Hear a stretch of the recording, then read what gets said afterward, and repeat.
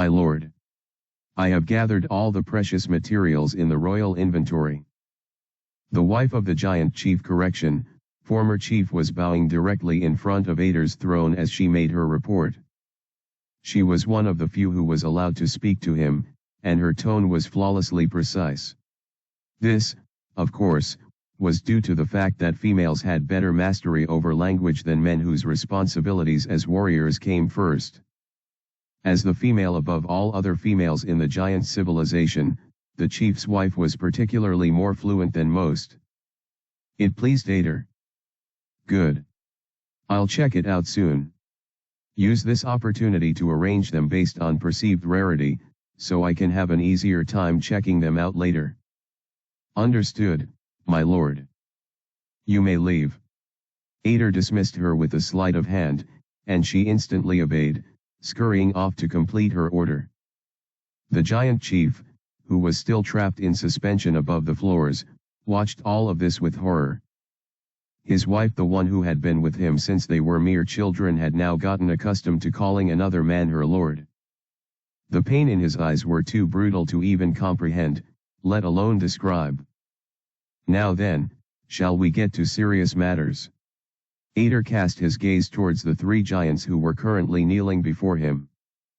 They each easily stood at 15 meters, and they were of a different color compared to the other giants with varying colored tattoos as well. Their variants, the ones who have the highest potential to be powerful warriors. And these variants are the strongest of every other giant out there. After all, they were the 4 Grand Knights, the personal force of the chief. Yet, even they were bowing so loyally to him. One of them had red skin, with purple tattoos on his incredibly muscular body. He wielded a massive axe, and he even had a helmet on his head which cast a shadow on his bloodthirsty eyes. He was the second in command of the knights, and an incredible combatant. In terms of weapon mastery, he was the best. The one to his right was a female, with blue skin and a staff that was almost as tall as her. The staff was crooked, and it had several rings, as well as a monster's skull, attached to it. She had flowing darker blue hair, with yellow tattoos on her body. She was the mage of the group, an incredibly rare breed that existed among the giants. The one to the furthest left had green skin, with orange tattoos on his body. He had what appeared to be gauntlets on his 2 hands, and he was the best brawler among the Grand Knights. He was bald, unlike the other 2, and his face seemed the most barbaric. There was one more missing, and Ader could already guess what befell him. He decided not to talk about that yet, though, instead addressing the reason they were currently kneeling in front of him. How did your mission to the dwarves go? For a moment after uttering this, there was sheer silence in the hall. The 3 knights stared at each other, looking a little conflicted on how to go about relaying the information. Ader sighed at this point, almost as exasperated by the situation as he was disappointed in his forgetfulness to grant them permission. You may speak to me. Well. Dwarves not take it well. The red giant said with a low grunt. It was clear that he was doing his best to speak fluently, though it wasn't as good as the chief's wife. They attack us. The bald green one added. He smiled in pride for some reason, perhaps due to the fact that he could make 3 coherent words without too much of a struggle. He was a meathead, who was known more for his combat abilities and not his intelligence, after all. We lost our leader to them, sir. It was thanks to him that we were able to retreat and relay the news to you. As expected, the female was the most fluent among the 3. Not only was it because she was female, but also due to the fact that she was a mage. Only a few giants could boast of her measure of intelligence, which was one more reason why she was able to become a Grand Knight, a position that no female had ever occupied until she came along. Ader didn't care about any of that, though. He had gotten the information he wanted, which was precisely what he was already expecting. Well, I'm glad they're this predictable. He smiled, returning his attention to the Grand Knights before him. Were you able to retrieve any of his remains? The three nodded, with the two males turning to the blue giant, who was already muttering a spell known as incantations in the giant civilization. Her amulet of bones with a skull located at its center began to glow. Then, whoosh! Right in front of the trio, a casket materialized. It was made of black stone, and even without opening it, Ader could already tell of its contents. They were only able to retrieve his head and one of his limbs. I see, so the dwarves are quite thorough and brutal in their executions. He thought to himself in amusement, raising a hand as he stared hard at the casket. Hollow technique. A sudden pulse of purple energy suddenly burst from Ader's outstretched hands, all of it converging on the still casket. It only remained still for a second after that. Crack. A hand suddenly broke through the stony casket ceiling, creating a deafening echo in the hall. The debris all floated in the air as soon as they were scattered forth, preventing them from staining the polished floors. Then, much to the shock of all who watched, the entity within rose with new, false life. Hue! Steamy breath escaped the giant's slightly open lips as his muscular purple body slowly emerged from the very depths of death. It had crimson tattoos on its purple flesh, and dark, forbidden energy radiated around him. This was the head of the Grand Knights, the harbinger of destruction. But now, he was no more than Ader's plaything. Asterisk. Asterisk. Asterisk. A/N. Thanks for reading. Yai. We finally reached 800 chapters. If you've made it this far, then bravo. You have done well, brave warriors. Now, do you have the courage to advance on?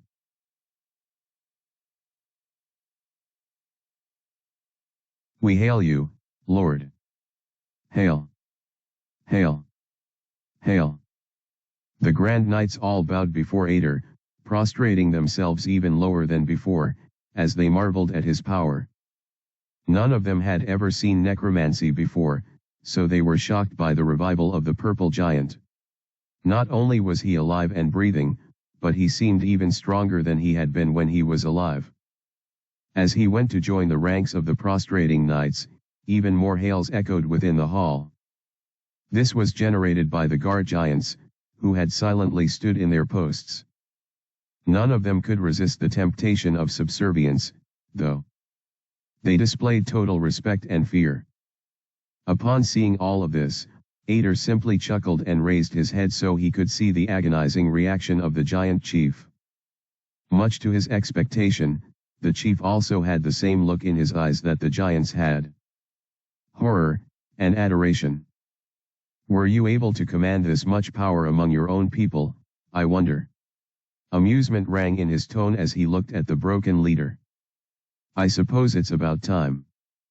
Slowly, the giant chief began to fall to the floor. His chains still tightly clung to his body, but he was moving closer to where Ader comfortably sat, the same place that once belonged to the fallen leader. Do you still wish to resist, or will you comply? He loosened the hold of the chains on the chief's throat and mouth, allowing the colossal savage the chance to speak. At this point, the chief knew, he only had one chance. The man before him held the power of life and death in the palm of his hand. If he was to survive in this reality, he had to abdicate all command. The same way the one who came before him had done for him.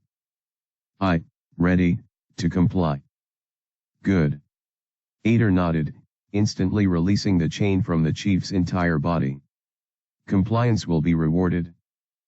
Thud. The chief's silver-like body fell to the floor, causing everything within the hall to tremble slightly. His hulking form was at least 21 meters tall, and he was better built than the other Grand Knights. His tattoos were golden, and his short hair and polished beard caused his face to have an aura of maturity and age. All in all, he was befitting royalty, albeit a fallen one. Join them. In sheer obedience, the former chief went to the forefront of the four knights, and then bowed himself to Ader. He had finally reached the point of no return. Good, good. As Ader's words echoed in his ears, the chief understood his role perfectly. He could no longer desire the throne, as he was no longer deserving of it. Instead, he would now have to work as one of the Grand Knights, serving the current chief, the one known as Ader. And with that, I've fully solidified my standing with the giants. I doubt such would even exist at this point, but even the last embers of rebellion will be quelled once the giants witness their chief being in my service. Even the most loyal servants of the former chief would have no choice but to fold. Though I doubt any complicated measures like this had to even be taken in the first place. In the end, these people are easy to impress due to their primitive nature and culture. Giants valued strength, and the only reason the chief became such an icon among his people was due to the fact that he was the biggest and strongest. Such a lack of subtlety and finesse made it too easy for Ader. Still, he recognized his task was far from over. The dwarves are quite different from the giants in the most important parts. Both races have their pride to uphold, but the former have the intelligence to back up that pride. They wouldn't be swindled by petty means or parlor tricks, unlike the giants before him. My hollow technique can't fully resurrect someone. It just regenerates their body and I can manipulate the variations of that regeneration. The soul would already be absent, hence why it was called hollow. Despite this damning limitation, though, Ader could still influence the behavior of the body by manipulating the brain so that the target could act the same as they would if they were alive. Things like muscle memory, as well as actual memories, could be activated in the brain, making them empty husks that could imitate living beings. The giants don't know any better, though, and think their fallen comrade is back. Ader nearly smirked as he shook his head slightly. As long as I can make them believe they can achieve immortality with me as their leader, they will all be willing to fearlessly follow me. They could even die for him if he so commanded it. But with the dwarves, let's just say I'll need something a little heavier than my current tactics. He smiled. I'll have to break them. Focusing his gaze on the 5 grand knights before him, and the multiple other knights that bowed before him in the hall, Ader finally floated away from his throne. It's time. As soon as he said this, all the giants rose to their feet, nodded their heads, and began to walk towards the entrance/exit of the hall. Ader followed behind them, gliding gracefully in the air as his hands slid into his pockets. Once he finally exited the throne room, he was met with a horde of giants, tens of thousands of them, as they all cheered loudly to welcome his arrival. Standing at the forefronts were the variants, and behind were the regular giants. He could even see the ones who were waiting for him at the dungeon, which meant Belle and Justin were currently resting in their quarters. Hail! Hail! Hail! As their thunderous voices echoed in the air, Ader cast a wide, malevolent smile at the crowd and nodded slowly to himself. This should be fun. Asterisk. Asterisk. Asterisk. A/N. Thanks for reading. I hope you're enjoying the Ader development thus far. Now then, shall we return to the main story? It's been a week since Luciel and I started life at the academy. As Ray sat in his seat, staring blankly in front of him as the instructor entered the classroom, his thoughts began to slightly trail. So far, I can say we've adjusted to life here pretty well. He glanced towards Luciel's position, and their eyes met at that very moment. Ah, yikes. He quickly looked away, but not before catching her smiling at him. Luciel and I spend hours communicating through Link, so in a way, I can say we've grown closer. Still, memories of that kiss sometimes flash in my mind, and that makes things very awkward for me. At the very least, Ray was thankful that he was the only one who remembered it. In any case, a lot of buzz has been going on lately. Ray looked around him and he could see the overt expressions of excitement on the faces of his classmates. He knew why they were all like this. We begin our excursion to the south tomorrow, and pretty much every member of the class is excited for it. In a sense, Ray was also excited. He hadn't been to the south before, so he was pretty curious about a lot of things there. Of course, he made sure to do his due research about the place during the week he spent in the academy. Unlike with the United Human Alliance's library, the library here contains a lot more information about this world and its inhabitants. He was able to find out more about the giants and dwarves even down to their anatomy. Ray didn't want to think about how the dragons were able to generate such detailed information regarding these races, but he already knew. Apparently, it's not much different from how humans feel when dissecting rats. He nearly sighed, brushing the thought from his mind. There were also tons of material regarding the Western continent, particularly the humans of H-Tray. Far more than the United Human Alliance had, and slightly different too. Adrian was right. Even though the war has only been for roughly 11 years according to the Alliance, it seems like the dragons have been at war with the world for over 1,000 years. He still wasn't sure about what caused the discrepancy, and he hadn't gotten around to finding out all of that in great detail, not with his academic studies and research about South that currently occupied his mind. Luciel is too busy learning about their mana circles and unique spell applications, stuff that humans in H-Tray are behind in. Everyone had their priorities, but that didn't distract him from the main task that he was in the Dragon Empire for.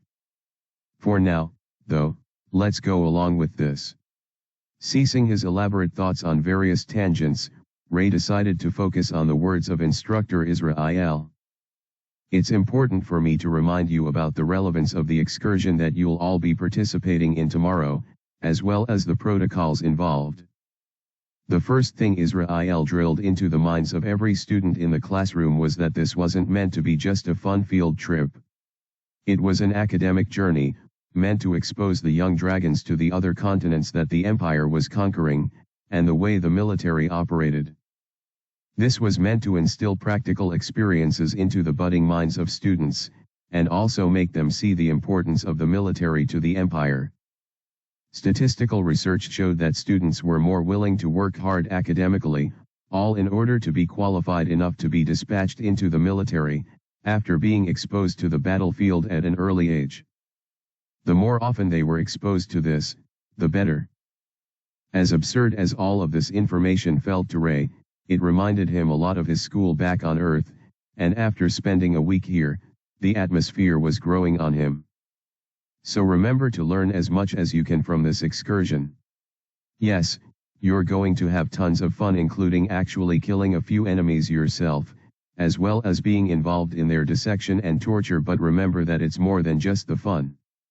It's the learning experience, okay? Yes, sir. Ray was among the students that emphatically responded with excitement, but he was unsurprisingly disgusted by what dragons considered fun. It's a biological thing, apparently. All dragons are born with predatory instincts that cause pleasure to be released to their body anytime they inflict harm on humans or sentient creatures that are deemed inferior to them. Even the mere thought of the act could cause many to experience arousal and positive sensations. It was why even the innocent and young students were eager to get involved in warfare and slaughter their fair share of enemies. They just couldn't help it. As for the protocol, there have been a slight change to the natural order of things, so listen attentively as I explain. Instructor Israel interrupted Ray's thoughts, so he decided to pay strict attention once again. All the students will be divided into two main groups. One group will first be taken to the giant war base and the second group will be taken first to the dwarven war base. I'll be dividing this class into two groups, and other class instructors are going to do the same for their respective classes. Shocked gasps escaped the lips of the students, but once Israel raised his hands to demand silence, everyone fell into a hush. The groups will be rotated after the first 5 days.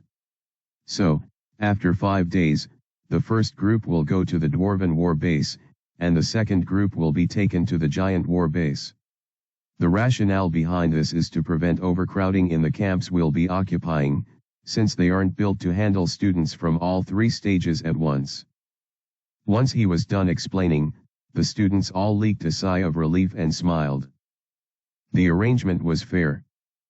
At least, with this, you'll make good use of your 10-day excursion. As he said this, the students nodded in agreement. With the explanation of the rest of the protocols out of the way, Israel proceeded to announce the groupings of the class. As I feared. Ray thought with a stifled sigh. Luciel and I are in different groups. The class representative, me J.A., as well as Adonis were also in the same group as Lucille's, that is, Group 2. A few other friends that Ray had made like Chigo were also in her group.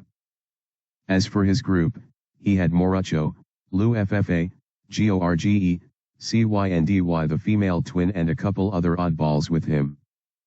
For some reason, Ray felt the pairing was a little uneven, and not just with the number of students allocated to each group, which was bound to be unequal, given their total number.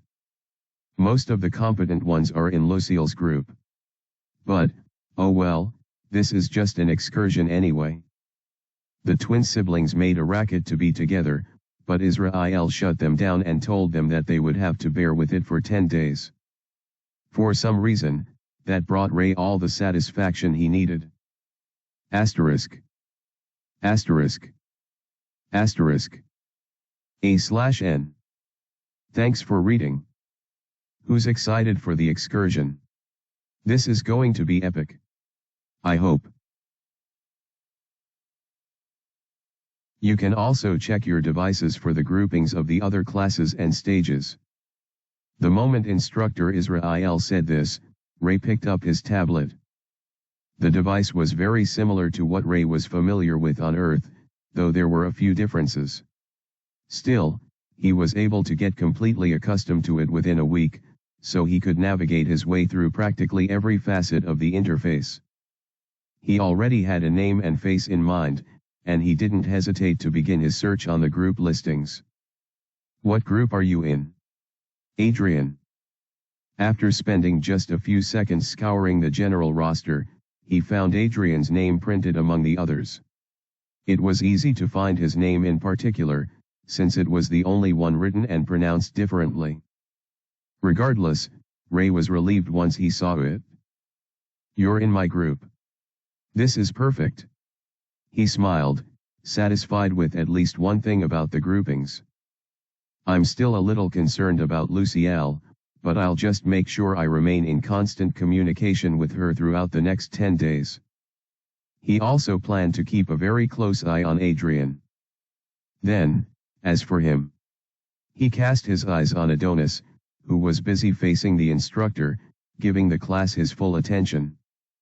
Ray and Adonis hadn't really spoken since the very first day, and even the few times they exchanged words, it was with the context that they were both dragon students in the Imperial Academy. Lucille still had no idea about Adonis' real identity, and Ray didn't have any intention of telling her. I should be able to trust Adonis to make sure Lucille is safe, at the very least. While Adonis had indeed changed a great deal, his alignment still read lawful good, which meant he was still a trustworthy guy. That was more than enough for Ray. Then, down to the most pertinent issue, it's about time I acted. Throughout the week he spent in the academy, Ray made sure to properly observe Adrian. With his satisfaction finally met, he decided it was finally time for him to make his move. The excursion is tomorrow. I suppose our reunion is long overdue. Don't you think so? Yeah. Ray smiled as he heard Emil's voice in his thoughts. This should be fun. HAAA. Adrian sighed as he rose to his feet after another long day in class, happy that the lectures for the day were finally over. He looked to his right and left, finding the immediate seats beside him empty. Even the one directly behind him was unoccupied. This caused a wry smile to play on his face. I guess the space is good. With that thought in mind, he decided to say his usual general farewell to his classmates. As expected, they blatantly ignored him. Some of them sent him hateful, disgusted stares behind his back, of course. No one would ever dare to show any sign of animosity to someone who had been personally handpicked by a dragon lord. It seems Wiesel really made all the arrangements for my transfer. I can only imagine the lengths he had to go through to get approval from Freya and the Emperor so that I would be accepted here. He was definitely a lord of means. He's played his part and brought me here. It's up to me to excel and earn my place by his side through merit. So far, I've managed to retain his attention, and I still intend to impress him as time goes on. The problem is, the dragons around me. And no, not the students. Those were impotent in much of anything regarding his affairs within the academy, and were mostly inconsequential to his progress. The issue was the staff, particularly the instructors. It wasn't lost to Adrian that the dragons despised him, and constantly berated him. The Storm Dragon Lord had already warned him of the hardships he would face here, and he had already braced himself for the worst. With the students, their display of hatred was something he could always ignore. But he couldn't do that with the staff. They hold my points in the palm of their hands, which means I am somewhat at their mercy. He told himself. Of course, they couldn't arbitrarily remove his points, or unjustifiably fail him when he passed something. However, they were on the constant lookout for any slip-up that would warrant a reduction in points. And since they could apply discretion to a lot of these point reductions, most of the instructors were bound to apply the harshest measures reasonably accepted within the system to him, all to make him lose merit and get him expelled. The Dragon Lord can't intervene in this, because it's not his domain. Plus, I'm sure he'd be more impressed with me if I managed to excel despite all the prejudice against me. That was Adrian's rationale as he continued his life in the academy. He made sure to constantly study, preparing for any and all negative possibilities. So far, he had managed to prevent any faults on his part. The main issue is that I'm also being denied opportunities to earn points. He was never chosen to answer questions in class, and he was constantly given the short end of the stick in activities. At this rate, my performance will be stunted. He already knew how to deal with the problem, though, but that would be until after the excursion. Adrian left his classroom, hearing all the whispers made about him. None of them concerned him. He walked to his dorm, hearing the murmurs, and feeling the piercing stares of every dragon who saw him. Once again, he didn't really care. At long last, after walking for what felt like an eternity, he finally reached his room. He entered, locking the door instantly as he made for his bed and shut his eyes while releasing his heaviest sigh yet. Haa. Exhaling deeply, he closed his eyes and smiled. Finally, he could relax. Hello, Adrian. Before he could spend even a second in his bliss, he heard a very familiar voice, instantly feeling the familiar presence in his room.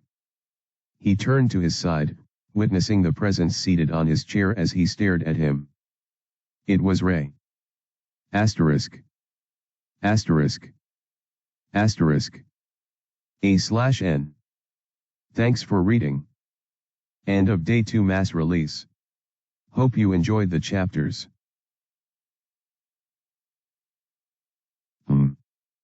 Status window. Name, Adrian Chase. Race, human, otherworlder. Class, necromancer, Aetir.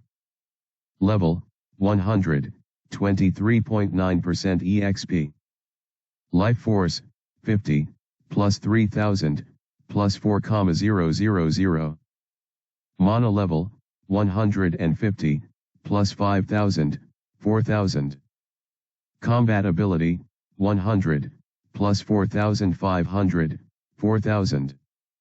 Stat points, 1445. Skills, exclusive skill creation. Skills, non-exclusive inventory. Necromancy. Greater darkness. Grand defense. Grand spatial magic. Grand item summon. Grand healing. Greater armament. Full resistance. Full boost. Equip limit break. Deep insight. Absolute magic utility. Mind touch. Absolute combat application. Anticipation. Absolute magic interference. Divine persona. Command code. Greater luck. Pinocchio. Link. Miasma. See more, status interference. Where evil lurks. Banishment. Full comprehension. Absolute mental fortitude. Idle gamble. Wish fulfillment. See-through. Veil. Collapse. Last one standing. Absolute mana recovery. Absolute life force recovery. It is written. Alignment, chaotic neutral. Additional information. A true mastermind. One who lurks in the shadows and causes others to do his bidding while laughing underneath his mask. His goals remain a mystery too. End of information. As Ray stared at Adrian's status window, he had a few thoughts, though the dominant one had to be: he's gotten even stronger since we last met. Adrian had jumped 10 levels, and his stat points had also increased considerably. The growth wasn't scarily massive, and Ray was still dominant in every aspect of their stats including skills, but he still couldn't help but be wary. I suppose it's a good thing to have an ally as strong as Adrian, but as long as I don't fully trust him, there'll always be that lingering feeling of worry that I can't get rid of. He thought to himself. For the moment, though, Ray decided to be content with the look of shock that existed on Adrian's face after he made his appearance known to him. He's trying to hide his surprise, but it's no use. It was always a pleasant thing for Ray whenever he had the upper hand in their conversations or meetings, so he made sure to quell some of his suspicions and make himself comfortable as he gazed upon his interlocutor with a casual smile on his face. So, how does it feel to have so much attention on you, Adrian? You're the only human in the whole academy, aren't you?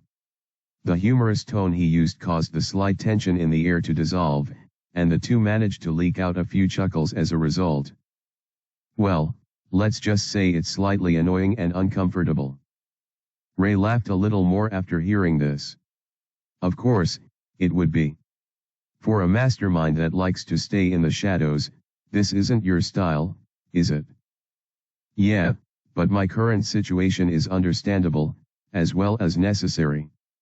Adrian responded with a slight shrug. I just have no choice but to endure it. Well, I suppose your benefactor's hands are tied somewhat. Plus, you'd be proving yourself more resourceful if you didn't complain to him about these annoyances you face in school, instead handling it on your own. Once Ray said this, Adrian nodded slowly and smiled even further. Correct. Plus, it could always be worse. Both boys seemed to understand pretty much everything about the current situation without exchanging detailed words with each other. Still, the end result for Adrian's efforts had to be clearly laid out. I have to satisfy the Storm Dragon Lord by excelling in the academy before I can get the opportunity to get close to our target destination, the Imperial capital. Ray nodded almost immediately. He already guessed as much, since a Dragon Lord was his backer. Said Dragon Lord would understandably keep an eye out for an asset like Adrian, so it only made sense that the latter would do all in his power to prove himself. If I can become a disciple, or at least something close to that, I should be able to achieve what I want. The whole thing reminded Ray of something else that he wanted to discuss with Adrian, which he expected the latter to have mentioned, even in passing. Since nothing was said about it, he decided to take it upon himself. What about the White Dragon Lord's announcement? According to what she said, you would have an easier time becoming her disciple. All you have to do is impress her in the interclass exchange and forget about that option. Adrian responded very coldly and dismissively, something that rarely ever happened with him. Ray paused and stared at him with a bit of surprise. He wanted to know why. Why would Adrian easily dismiss a more efficient option, and why would he do so with a wary frown on his face? It's best we don't consider that an option at all. The White Dragon Lord is a sinking ship at the moment. Sinking ship. According to what Ray saw, she held a lot of influence and respect among the dragons. She was also a lord, meaning she had access to the capital same as the other lords. Most importantly, she was the head of the academy, which meant going through her would be the least suspicious and by far the easiest. Everything pointed in her direction, and he was of the opinion that his and Adrian's discussions would be geared towards their plan to win the exchange and impress her. I certainly wasn't expecting this. Still maintaining a stoic demeanor, he decided to be patient and allow Adrian to explain the reason for his downright negative response. Her current political position among the lords isn't very good, Ray. I don't know the details behind it myself, but the White Dragon Lord got into some trouble recently, and she's lost considerable allies among the other lords and prominent figures in the Empire. She also seems to have fallen out of grace with the Emperor. Really? Ray's eyes slightly widened. It didn't seem like it at all, though. She's also currently weakened, since she lost one of her precious eyes. This is just speculation, but I think she's currently the weakest among the Dragon Lords. This took Ray by surprise once again. I checked her status window, and she seemed pretty strong to me. Does that mean the other lords are stronger than her? Damn, does this mean I've been underestimating the Dragon Lords all this time? There was also the possibility that Adrian was wrong, but given his seriousness and his usual exercise of due diligence, he found that to be slightly unlikely. How do you know all of this? From your benefactor. Yes. And you don't think he was being biased? He is a Dragon Lord himself, so maybe. He didn't know I was listening in. He was having a conversation with the other Dragon Lords, without including the White Dragon Lord. I got to hear their opinions of her, and it's not good. Ah. I see now. If the other lords were in on it, then that meant her prestige was really hanging on a thread. That isn't all, though. Adrian sighed. The final nail in the coffin will be happening soon, at the exhibition that will be taking place within the capital. That won't be happening for another few months or so, though, right? Yeah, but a few months will be here sooner than you can imagine. Besides, once the exhibition takes place, the White Dragon Lord's position at the bottom of the barrel will be solidified. Elaborate. Ray muttered, interlocking his fingers as he watched Adrian intently. From the talk among the other lords, and also from what I have personally observed, I suspect the White Lord will be pushed to the very bottom in the ranks in terms of status, and her squad will also suffer the same fate. That's why it will be unwise to latch onto her in order to get access to the capital. Adrian added with a sigh. Of course, this is all just conjecture, but I think it's best not to take the risk. I see. A few seconds after this, neither party spoke. It seemed Adrian was waiting for Ray to absorb all he had just said, and then Ray was waiting for Adrian to say something else. Hence, the two remained quiet for nearly a minute. In the end, though, someone had to speak. I can recommend you to the Storm Dragon Lord if you are exceptional in the interclass exchange, since I'm sure he will have his eyes on the event just for me.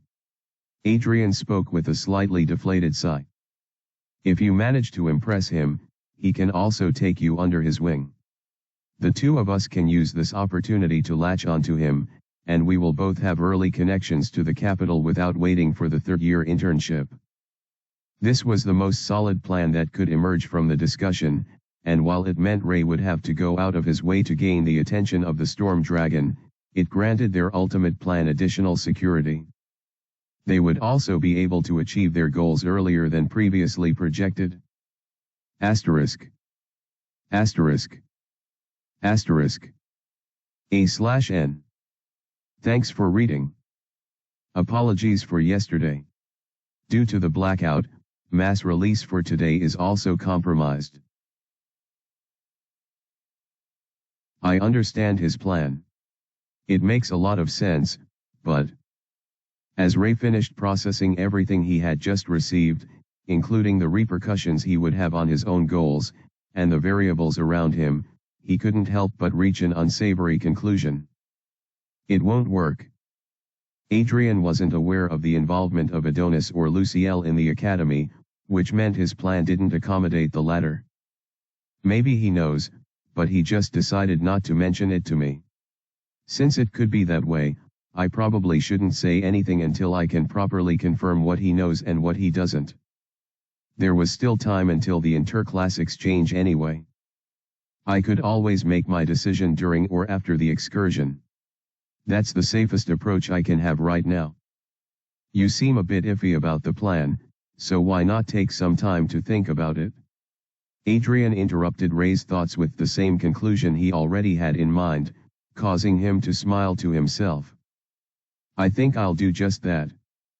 That's fine. On another note, though. Adrian bounced lightly on his bed as he smiled playfully at Ray. Are you ready for the excursion? As ready as I can be. We're in the same group, you know. For real. Adrian's act was completely fake, which made Ray realize that the boy already knew that he was paired together with him. But how? Just so you know, I didn't decipher you being in the same group as me until you appeared. I already suspected that either Rai or Luke Ia could be you, but since I wasn't sure, I decided to keep everything tentative. Adrian quickly added. So he already knew the two newest Class 1 students would be in the same group as him, but he wasn't sure that would be me. He still isn't hinting at knowing Luciel is Luke Ia, though. Ray smiled and shrugged, almost as if the whole thing didn't bother him. Since we're in the same group, we might as well stick together. He added. You sure? Adrian responded with a sly grin. You do understand the repercussions of hanging around a human, don't you? There's a reason no one even replies me, even among the nicer dragons. You don't want to be ostracized, do you? Speak for yourself. Ray responded with a light-hearted smile. Besides, I don't really care about that. Won't it even help your plan if the storm dragon already sees us being friends before you recommend me to him? The excursion is a perfect excuse for that. Adrian widened his eyes almost instantly, and then chuckled softly. As expected, we think alike. Only in the good ways. Ray said with a flat tone. Well, agreed. Adrian stretched out his hand, going for a handshake, and Ray reciprocated almost instantly, thus sealing the agreement. By the way, how is Emile doing? As soon as Adrian mentioned Emile's name, Ray rightly grasped his hand and began to release an intense surge of energy which completely consumed the entire room. The air got thinner, and gravity felt heavier. Space seemed to distort, and everything around the two boys trembled fervently. Do not ever bring her up, or even try to speak to her. If you do that, I'll completely ruin your plan and proceed without you. All through this, Adrian's body was completely still paralyzed by the influx of energy that Ray released while his eyes were nearly bulging out of their sockets. Do you understand? Why yeah, I understand. Sorry about that. As soon as he uttered this, stuttering while his shivering voice barely echoed in the room, Ray finally let go of his hand. Glad we could come to an agreement. He smiled. Ha, hey. A few seconds after, and the only sound that could be heard within the room was Adrian's heavy breathing. I guess I'll see you later. Barely a second after Ray said this, space warbled around him, and he vanished right before his eyes. Whoosh. Haa. Ray, Haa, ha ha ha Haa. Adrian crumbled on his bed, laughing to himself as he still leaked out heavy breaths. His hand was still trembling fervently as he used it to cover his eyes while grinning like a maniac. "You've become quite scary, haven't you?" VWUM. Space undulated, and Ray found himself seated atop his bed as he heaved a slightly exhausted sigh. He wasn't tired physically, but mentally. It's always draining talking to Adrian. A lot of thoughts go on in my head, and I can't help but worry about what he'll do next even after every word I utter. Whether he liked to admit it or not, Adrian still frightened him. Should I use clairvoyance to observe him some more? Maybe his future, or... As tempting as it was to give in to his unease, Ray was able to refuse the urge. More important things require that skill. I can just constantly watch him with my skills, and since we're going to be together during the excursion, there's no need to go out of my way now. Once he resolved that in his mind, he decided to address the more pressing matter that faced him. "Adonis, he's right in front of my room's door." Ray was already planning on talking to him next, but he wasn't expecting the guy to present himself on a silver platter like that. What does he want? Guess there's only one way to find out. Ray rose from his bedside and walked towards the door. He opened it, and just as expected, Adonis was standing right outside. "Hey," he managed to say as he looked at the golden-haired boy, who also seemed a little on edge as they maintained eye contact. "Hey." After Adonis' response, Ray opened his door wider, as an invitation for him to come in, but the former shook his head and raised his hand to refuse. "I only came for a brief talk." "I see." Making up his mind, Ray stepped out of the room, closing the door behind him. Thanks to this, he and Adonis became a hair's breadth apart from each other, but neither flinched for even a moment as this happened. "Let's take a walk, then. There's something I also want to talk to you about." Asterisk. Asterisk. Asterisk. A/N. Thanks for reading. Due to the blackout in my neighborhood, mass release is cancelled for today. Apologies. Ray and Adonis walked in silence.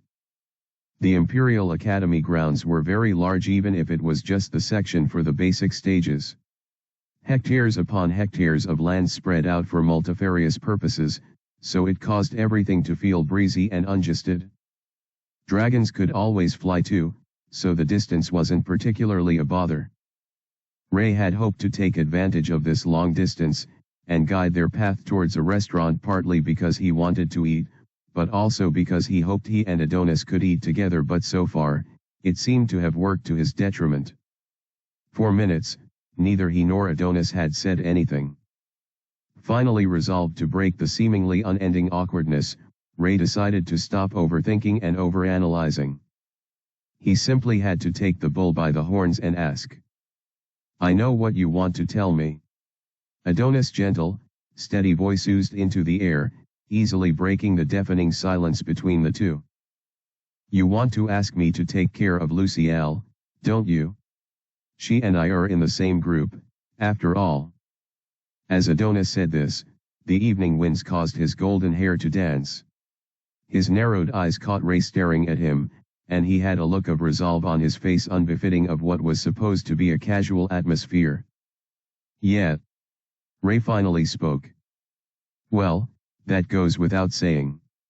I will always protect Lucielle, no matter what." The way he said it with such utter seriousness and determination made Ray raise his eyebrows slightly. Now that I think of it, Adonis and Lucielle were especially close back when he was still with us. He thought to himself. He also had a strange response when I told him Lucielle was with me in the academy. For someone who was trying to represent that he didn't want to have anything to do with anyone he used to know, and that he didn't care what happened to them, he cared too much about Lucielle knowing of his presence in the academy. After piecing everything together in less than a second, Ray came up with a question. "Are you in love with Lucielle?" As the question echoed in the air, With Ray looking at Adonis with a partly serious, partly playful expression, he expected some kind of flustered outburst from the latter. But nothing of the sort happened, not even in the slightest. No. Eh? You're doing a poor job at hiding it.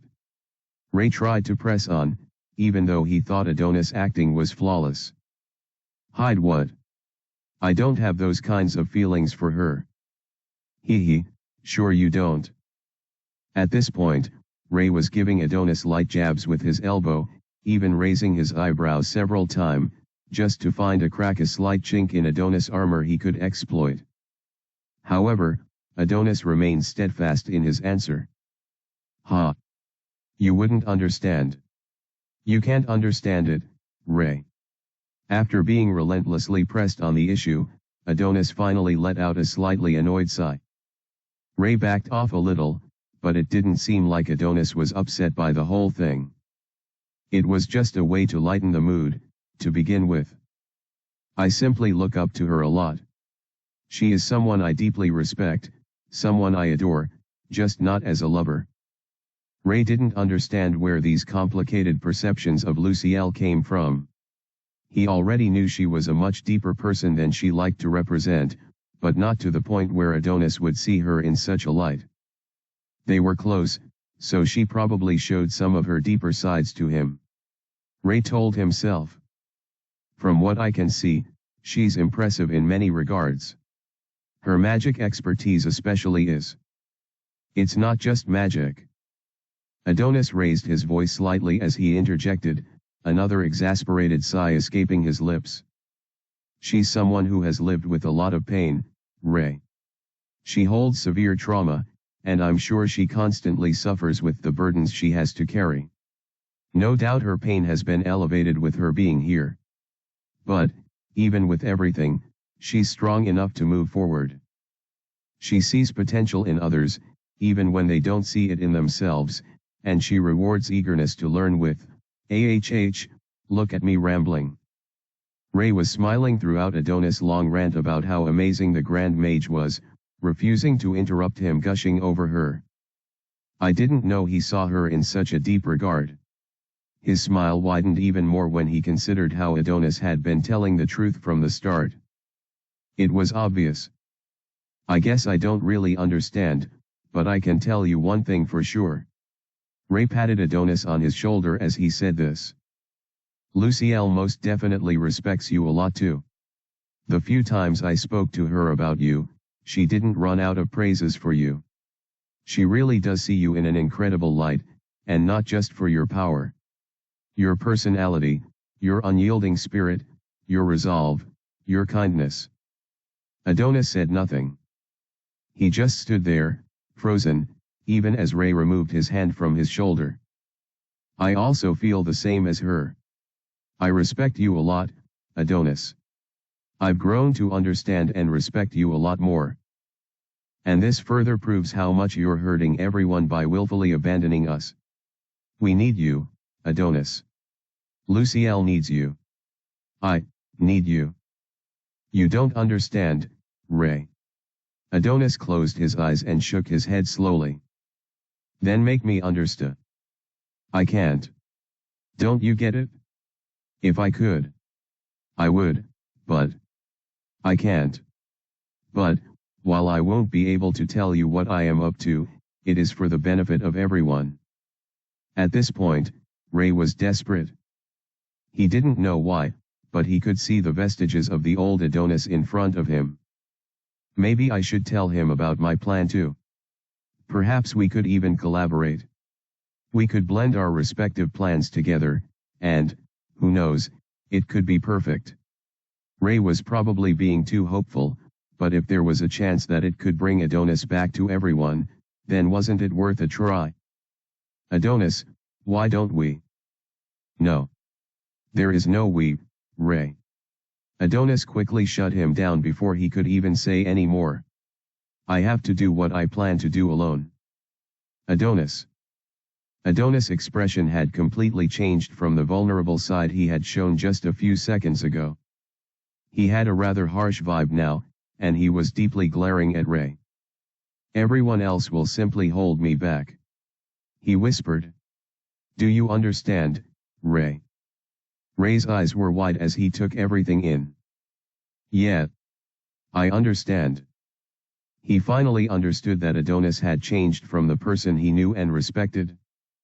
His alignment was still the same, and most of his qualities were still there, but there was a core part of Adonis, something he used to have, that was absent now. It went deeper than even Ray could see through appraisal. There is no point involving him in any of my plans. Good. Adonis left Ray at that point, most likely returning to his dorm. As for the latter, he only stared at the back of the one who used to be his friend for only a few seconds before finally looking away. Ray completely cast Adonis out of his mind and cleared his head within a second. Let's get something to eat. Asterisk. Asterisk. Asterisk. A/N. Thanks for reading. Still no mass release today. Hopefully, I'll resume tomorrow. The next day arrived in a flash, and it was finally time for the excursion. All the students involved gathered in the main auditorium, all of them divided into two groups based on the roster. The chaperoning staff were also split in two. On the right side was Group 1, and then on the left was Group 2. In front of each group was a massive portal. The portals were so large that 100 students could most likely enter into each of them at once, without much difficulty. They were also specifically designed to scan all the people lined up before them, and then mass teleport everyone at the same time. This was to prevent any lag in the appearance of the students and staff that were to reach their destination. This automated method seemed by far more effective than manual teleportation, so the school always used it. This academy never ceases to impress me. Ray smiled to himself as he looked at the massive portal before him and the rest of his group members. They were currently waiting for the scan to be complete, so they would all be transported to the giant war camp. Beside him was Adrian, and the two of them stared equally amusedly at the warbling wormhole. Looks like it'll happen any second now. Lucille's voice echoing in his head was also making him smile. They would be communicating like this throughout the excursion, but it wasn't strange to him. They had been doing this all week. How are you so sure? Well, if you pay attention to the distortive wavelengths, as well as the mana fluctuations, you'll recognize the undulating rifts are stabilizing, and, I'm guessing you already knew that. It's still fun hearing you explain it. Ray nearly chuckled as he glanced in her direction and noticed her already watching him. They exchanged winks, before Ray turned to another person who was standing close to her. Adonis. They had a brief moment of eye contact, before finally looking away. It was better this way. I doubt anything much will happen, apart from the tragedy that is the war. According to the protocols, we will mostly be watching from a safe distance, and even the enemies we manage to kill will be handed to us on a silver platter. Ray was prepared to endure all of this to keep his cover, but that didn't mean he had to like it. Looks like I was worried about safety for nothing too. Looking around him, he could see capable staff around him. Instructor ISRL and other competent dragon commanders were going to act as Group 1 supervisors. Group 2 also had quite a number of powerful dragons in their camp, like Instructor Karina. It seemed only the best staff in the basic stages were selected for the excursion. I guess that makes sense, considering the place we are headed to. It was the southern continent, the most dangerous place in the world, even by the Dragon Empire's standards. The Flame Dragon Lord and Sea Dragon Lord's elite squads were the ones left in charge of that place, and within just a decade, their rankings among the other squads fell from being among the top 3 to the bottom category. All of this was because of the casualties and constant difficulties they experienced in the continent as a whole.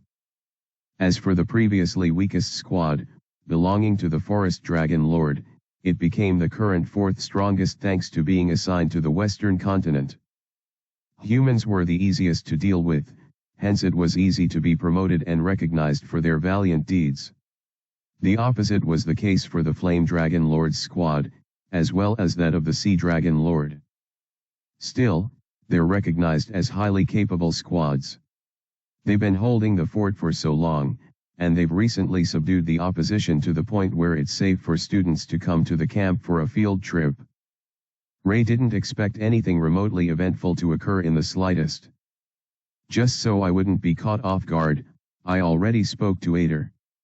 He said he had a good surprise waiting for me.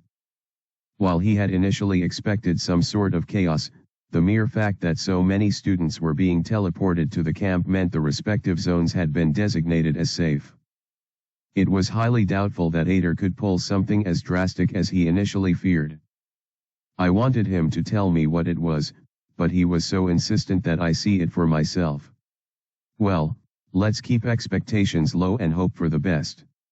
His malevolent familiar had never failed to disappoint, so despite his best efforts to stay aloof about the whole thing, Ray found himself getting slightly excited.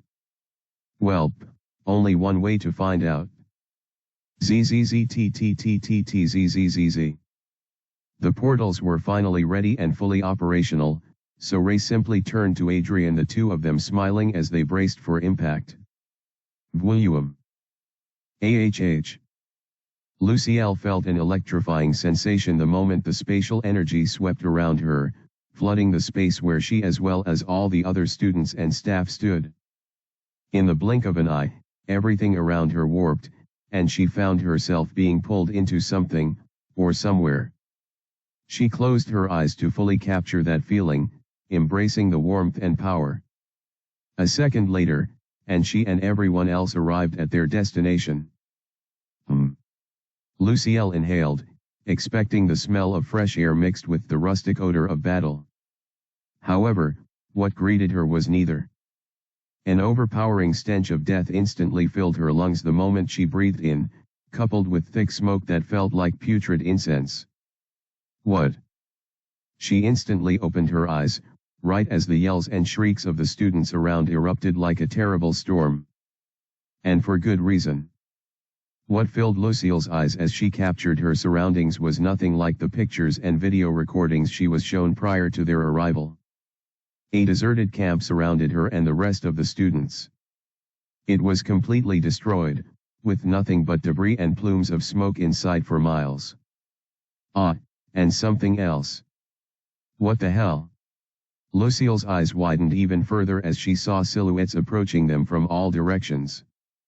They had purple glowing eyes, with wings and tails dancing behind them as horns protruded out of their foreheads. The thick black and purple clouds and smoke that surrounded her and the other students made it difficult to see them properly, but Lucielle knew exactly what they were. Undead. And not just any kind of undead either. These are all dragon undead. Cook. Kiaaa. Ak. All around Lucielle, students began to fall to the ground pale to their face, with dark veins appearing all over their skin. Many of them vomited, while others coughed violently. A few even fainted. This wasn't just a reaction to the screams that seemed to now constantly permeate the air, but due to something else that also consumed the atmosphere. Miasma. They're suffering from miasma poisoning. Lucielle was safe due to the several spells she had cast on herself, and also due to her enchanted items, but just from a single look around at both the frightened students and shocked staff she could tell. We're in serious trouble. Asterisk. Asterisk. Asterisk. A/N. Thanks for reading. And so it begins, he. Yet. Ray had already sensed something was off right as he and his group were about to arrive at their destination, but nothing could have prepared him from what he ended up witnessing. The moment everyone arrived at the camp, they were greeted with the most unexpected situation of all. Chaos. Sheer, unbridled chaos swept the attention of students and staff alike once they came to their senses. Noises of explosions. Cries of battle. Echoes of death, of destruction. Everything flooded the minds of the dragons at once, overriding the senses of everyone who was expecting a warm welcome to the reportedly safe and stable camp. This camp has collapsed, hasn't it? Ray thought to himself as he took one look around him. The guard posts that should have been stationed at strategic locations had crumbled, and he could see debris and several broken torn-down structures littering the area. The tents were either torn to pieces or riddled with holes, and the ground constantly hummed and trembled almost as if the horde of enemies were advancing. And at a terribly fast rate. "Are you from the academy?" A few voices suddenly echoed in the air, and they were followed by the swift descent of 3 dragons, 1 general and 2 commanders. Not only the students, but also the staff, were relieved at the appearance of the dragons, especially the general. He looked injured, though, and the other 2 also shared similar fates. They appeared extremely exhausted, with parts of their uniformed armor damaged, and slowly healing bruises on their faces. These war-hardened dragons seemed even worse off than the trembling students and shocked staff. What the hell is happening here, General? What's going on?" The lead supervisor yelled, moving forward to represent the entire group while the rest of the supervisors trailed behind him. Instructor Israel did the same, but he stuck close to his students while giving them a reassuring nod. Ray watched all of this and more in silence. "You need to evacuate. Now. There's no time to explain everything, but you need to go now." The general quickly turned to one of the commanders, a woman whose pretty face had been badly damaged, but was thankfully healing. "Take them to the emergency shelter." He then returned his gaze to the supervisors. "Some of our people are there already, so they should get you settled into the best of their abilities." It was clear that the general was trying his best to reassure everyone under the sound of his voice, but his efforts weren't really paying off. Everyone could hear the distant rumblings and echoes of war that seemed to be closing in on them, and they were understandably unnerved. The students in particular were frightened. None of them had ever experienced anything remotely close to this, so it was horrific. No, downright traumatic. "Go now." The supervisors nodded at the general's words, and as soon as they did so, the latter and the other commander with him flew high into the sky and left the woman with them. There was no pause, or moment to take all of the information in. "Follow me," the commander simply said, charging away from her position in order to get as far away from the eruptions of chaos that only seemed to grow louder and louder. Whoosh! Everyone instantly trailed behind her. The supervisors tried their best to make the students follow protocol as they followed the commander, but soon gave up on it and let everyone engage in their desperate scramble for self-preservation. Once they got a sufficient distance away from the chaos, though they could still hear the sounds and feel the tremors, the head supervisor could not hide his curiosity and concern any longer. He had to address the pressing issue. "What the hell happened? We got word that everything was stable, and that the students could come over. You could have sent word at any time if the battle escalated, yet we were suddenly thrust into this." The female commander sighed, almost as if she understood where the supervisor was coming from, but was also too tired to fully explain what happened. "When the general comes, perhaps he will explain what happened." "The hell he will. I'm asking you to tell me right now. And I speak with the authority bestowed upon me by the academy head who left these young ones in my care."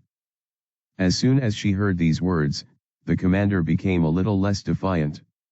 Her expression softened a little, and she looked at the frightened students who were trying their best to catch up with her as they raced to the shelter.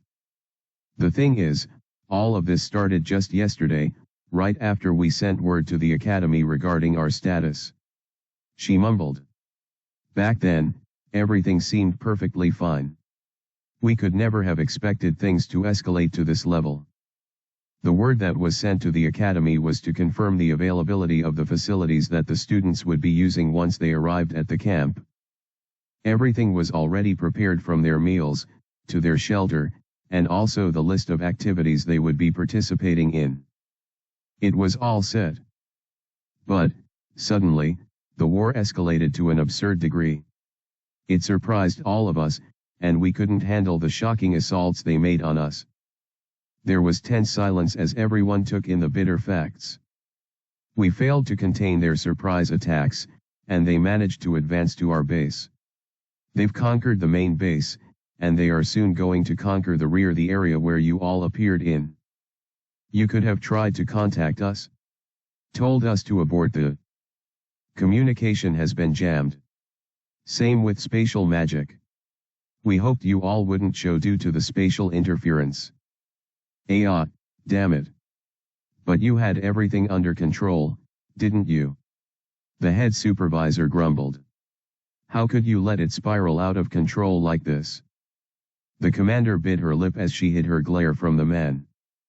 It was understandable why he was acting this way, considering how many lives he was responsible for. However, his words to the commander was too insensitive. She had lost hundreds of her subordinates and friends in just a few hours, and she was bound to lose even more. As soon as she was done taking the group to the shelter, she would have to return to the battlefield. There was a good chance she wouldn't return alive. As such, hearing such ignorant words from a man who was the same rank as her made her blood boil to a severe degree. Still, she controlled her emotions. We could never have expected the main catalyst behind the sudden shift in the war, she said, gritting her teeth as she clenched her fists. The dwarves and giants created an alliance, and we were no match. As soon as she said this, everyone's eyes widened. Even the head supervisor could understand how absurd that was. No one could have expected such a thing to ever happen. Well, no one except a certain boy who listened to all of this with wide open eyes as well. However, he was surprised for a completely different reason. Ader, what in the world did you do? Asterisk. Asterisk. Asterisk. A/N. Thanks for reading. Hope you enjoyed the chapter. Things are getting interesting, aren't they?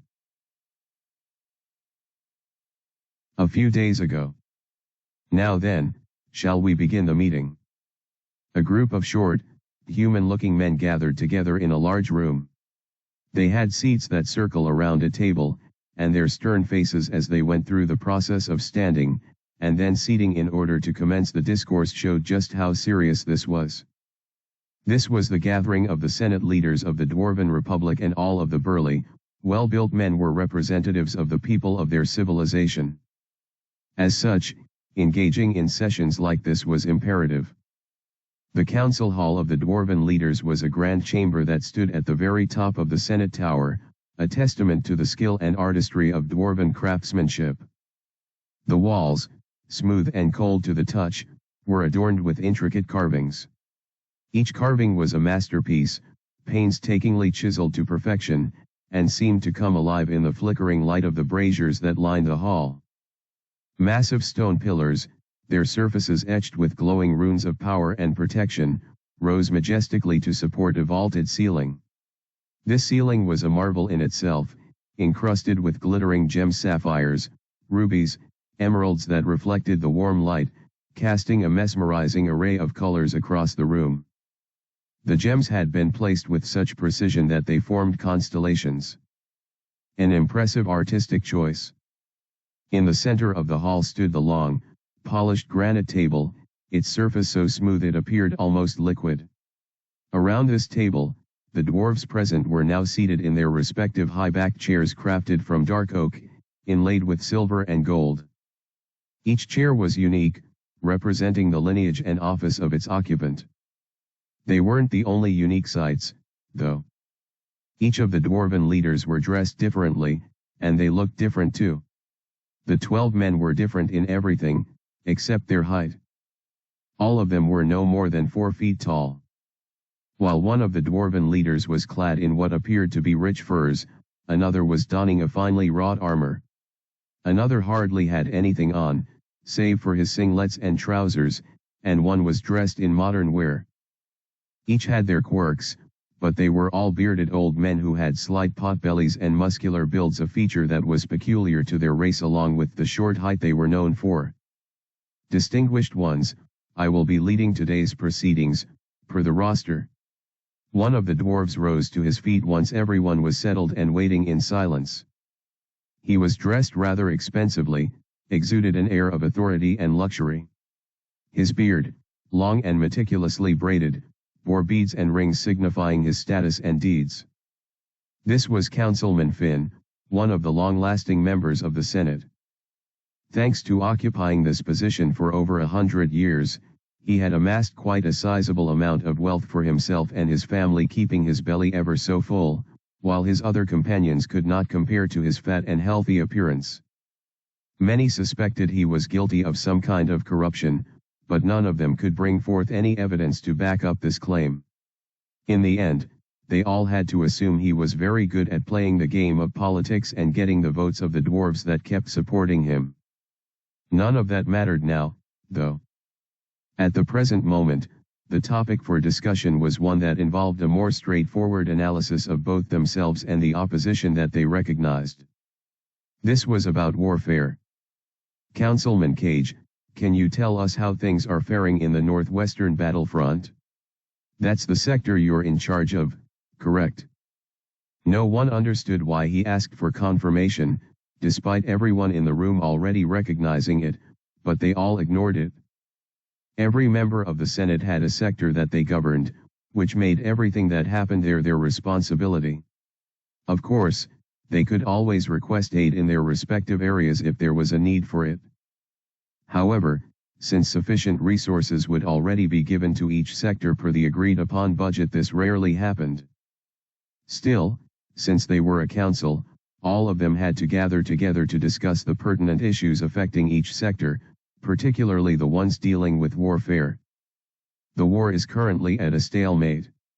We could bring out the big guns and go on even harsher offensive, but that would either force them to be more desperate in their attacks or request reinforcements, both of which will be problematic for us. Can I assume this is the same for the others? Councilman Finn turned to two other dwarves, both of whom were in charge of the northeastern and north-central battlefront respectively. They responded affirmatively. I see, then. I suppose this is a wise choice, considering the current situation of the Republic. Once Councilman Finn said this, there was a brief moment of silence among the dwarven leaders. They understood what he meant, and it had to do with the scarcity crisis that they were dealing with at the moment. Due to the strain of war, there had been excessive mining and extraction of their land's natural resources, which ultimately led to a great reduction in their stockpile. Even the grand mine reserves have nearly been depleted. A rather rugged-looking dwarf muttered with a sad sigh. At the current rate they were living, the Dwarven Republic would be in serious trouble if they couldn't find another mine or find a solution to their energy problem. If only I could finish developing the Philosopher's Stone. We could have sustainable energy, but, we've hit a roadblock. Everyone knew the same old story that was always given by the leader of the scientific and technological advancement sector, a dwarf who constantly wore a lab coat and thick goggles. In the end, they couldn't deny the issue at hand. We can't keep fighting like this. Sooner or later, we'll. Drurrig. A loud siren suddenly echoed within the hall, with red lights flickering within the sanctified space. All the dwarven leaders instantly ceased their complaints, all of their faces showing shock as they listened to the blaring alarm with confusion. What? Why now? I don't understand. What could be causing this? This is. Everyone in the room understood what the siren stood for, and beads of sweat fell from their faces the instant they heard the sound. It meant a state of emergency. Why a state of emergency? I thought the war with the dragons was stable. One rather frantic dwarf yelled, turning towards the dwarves who were mainly responsible for keeping the dragons at bay. It is. Even if things were escalating, I would have received an alarm by now. The tide of battle also takes a long time to fully shift to the other side. It couldn't have happened so suddenly. Not that you would know anything about that, Frank. Despite their worries and palpable confusion, the three leaders didn't forget to hammer scoff at the complaining councilman.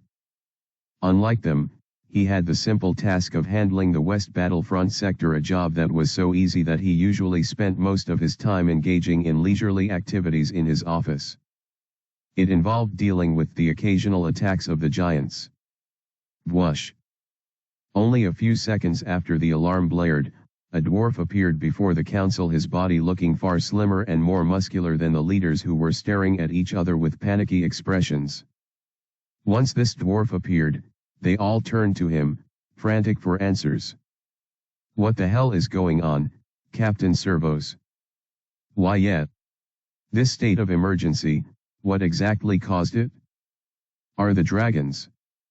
The dwarf shook his head to all of these, raising his head as he stared at them with a frightened expression outlined all over his pale face. The giants, they've gone past the walls. Asterisk. Asterisk. Asterisk. A/N. Thanks for reading. Apologies for the info dump. I hope you enjoyed the chapter.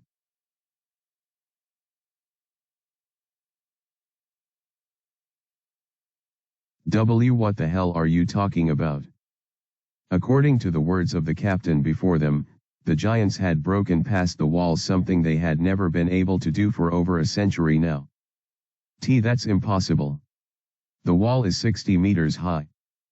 Why yet? Even the largest among them isn't nearly as tall as that. It can't be. Exactly. It can't be, right? Right.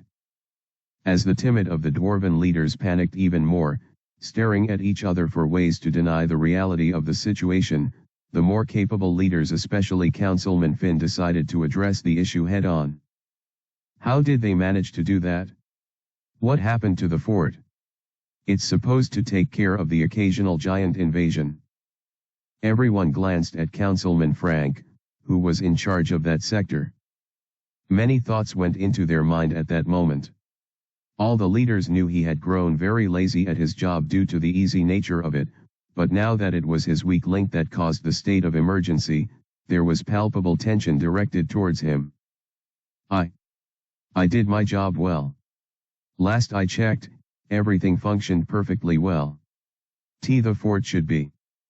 The fort has fallen. Captain Servos spoke with a calm voice, creating a state of absolute chaos among the councilmen. Fallen. Preposterous. Impossible. Unthinkable. Inconceivable. As much as they wanted to deny the reality, it remained a brute fact. The giants should be making their way to the fortress city as we speak. They have also employed what appears to be monsters.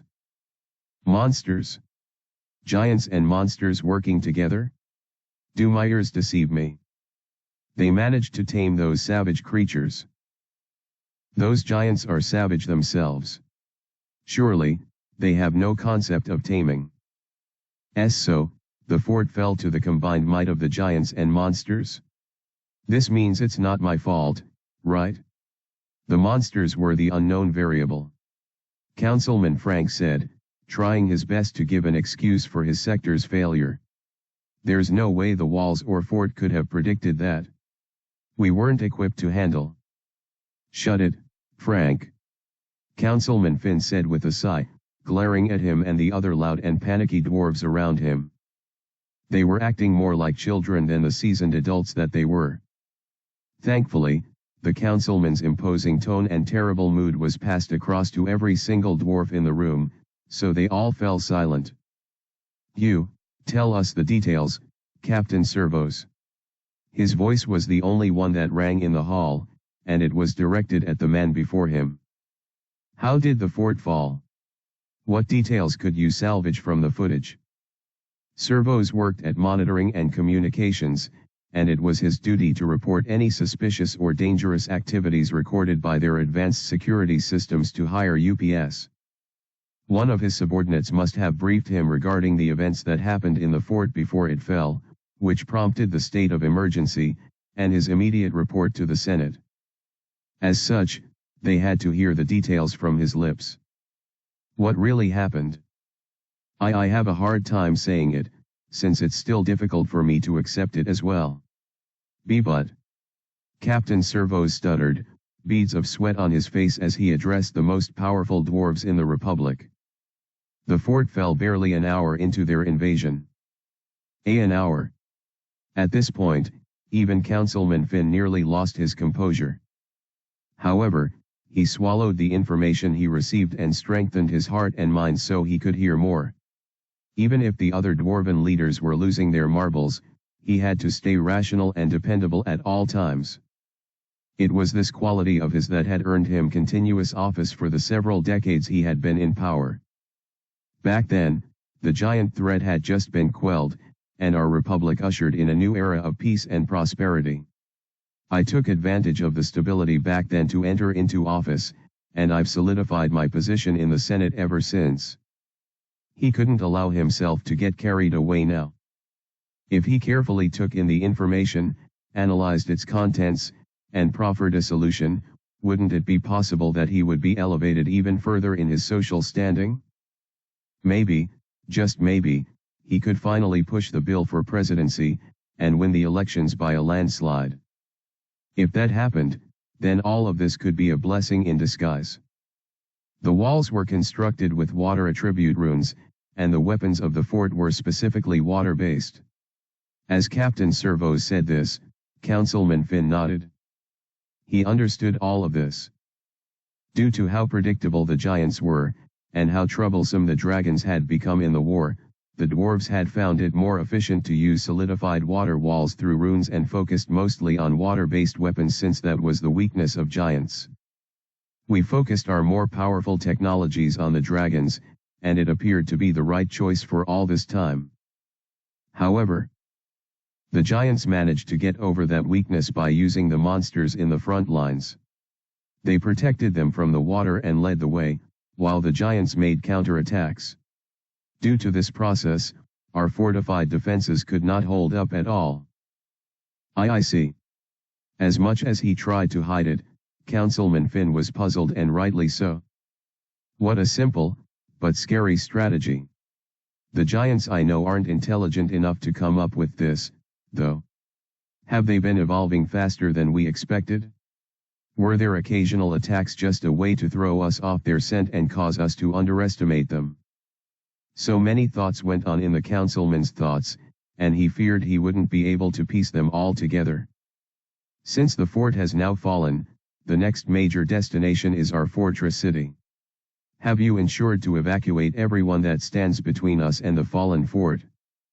Why, yes. The evacuation is already underway. Good, good. Depending on how fast they advanced, the giants could make it to the fortress city within a single day. That meant they had to hurry with their evacuation procedures, as well as their preparations for battle. It's unavoidable at this point. Councilman Finn gritted his teeth as he looked at his fellow members of the Senate. They were still largely unnerved, but some of them had managed to gain their composure, specifically the ones who were used to warfare. Good to still have some useful ones around me, he told himself, removing his attention from the captain and turning to the dwarven leaders. You all realize how serious the situation is, don't you? The fortress city is our last line of defense. If it falls, then the giants will make it to our central city and all other surrounding towns. In essence, the entire dwarven race would be doomed. Everyone nodded, displaying their understanding of the situation. Tell us, Servos, what is the estimated number of the enemy? Since the army contained both giants and monsters, Councilman Finn already expected it to be a large number. We haven't fully calculated yet, but we estimate their numbers to be at least 30,000. 30,000. My goodness. This is. As the dwarves recoiled from the shock, Councilman Finn swallowed his nervousness and put on his brave front while addressing his colleagues. This will be a rather difficult battle. But I have no intention of losing it. As he said this, a fire lit in his eyes, and he passed it on to the sensible dwarves he looked at. They all nodded in agreement to his resolute words. We don't plan on losing either. Asterisk. Asterisk. Asterisk. A/N. Thanks for reading. This should be fun to see. Apologies that Ray won't be in the next few, very few, I promise, chapters, but I hope you enjoy them.